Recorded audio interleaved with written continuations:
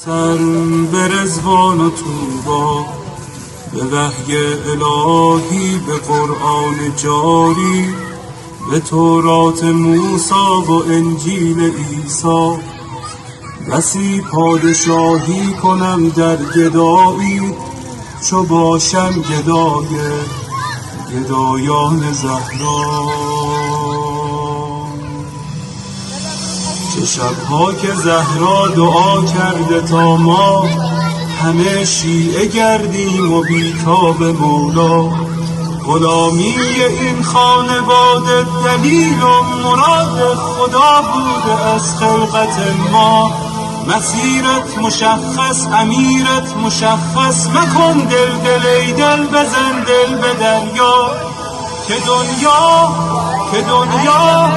دنیا به خسران عقبی نیرزد، به دوری ز اولاد زهرا نیرزد. و این زندگانی فانی جوانی خوشیهای امروز و اینجا، به افسوس بسیار فردا.